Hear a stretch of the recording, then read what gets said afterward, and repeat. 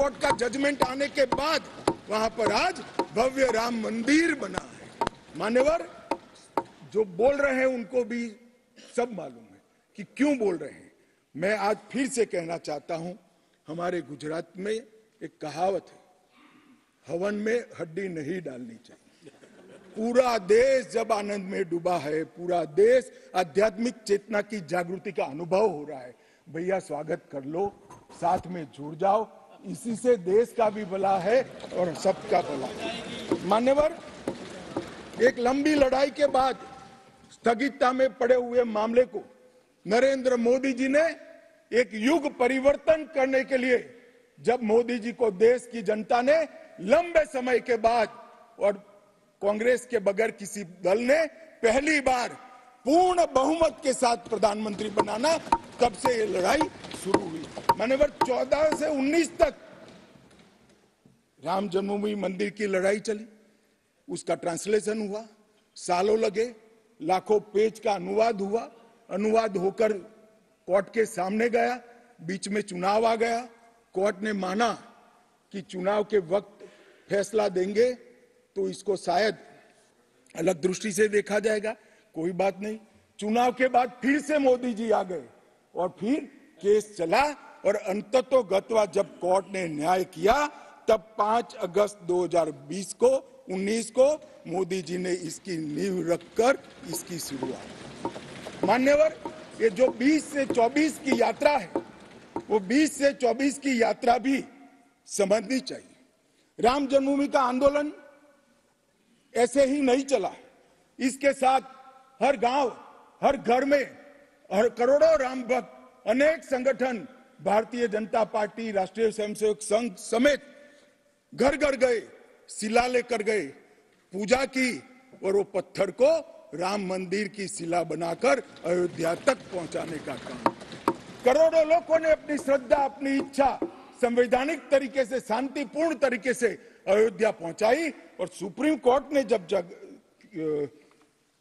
Judgement दे दिया, निर्णय दे दिया, तब जाकर राम मंदिर के निर्माण की शुरुआत हुई। अडवाणी जी ने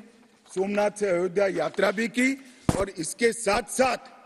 निहंगों ने शुरू करी हुई लड़ाई, अशोक सिंघल जी जो चरम सीमा पर ले गए थे, अडवाणी जी ने जन जागृति की और मोदी जी ने जन आकांक्षा की पूर्ति कर कर एक आध्यात्मिक चेतना का जागरण कर दिया। मान्यवर, ये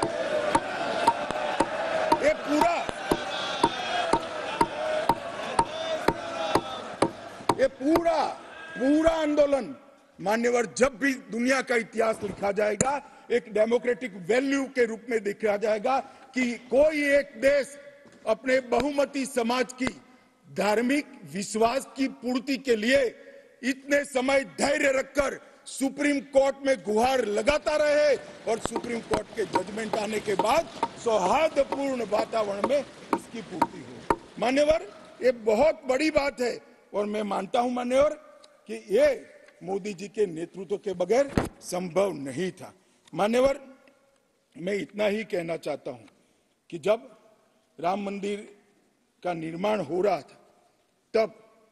और जब जजमेंट आया तब,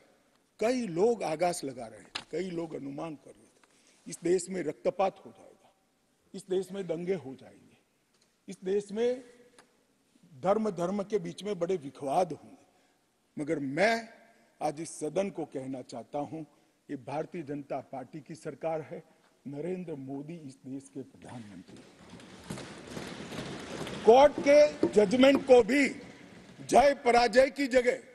सबकी मान्य न्यायालय के आदेश में परिवर्तित करने का काम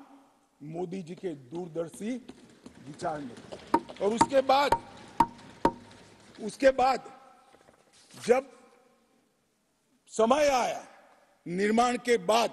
जब समय आया, मान्यवर, उनको न्योता मिला कि वो आकर भूमि पूजन करे।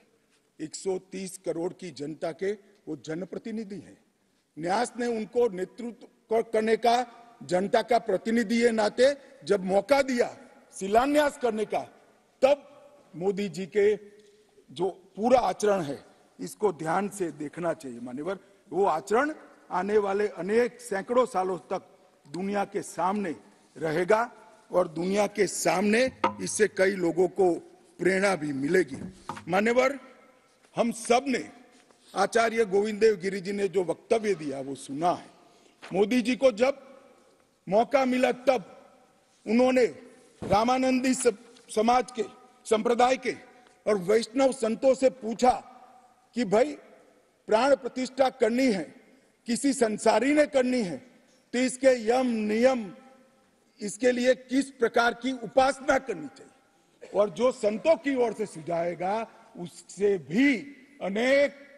गुना कठोर 11 दिन का व्रत इस देश के प्रधानमंत्री मान्यवर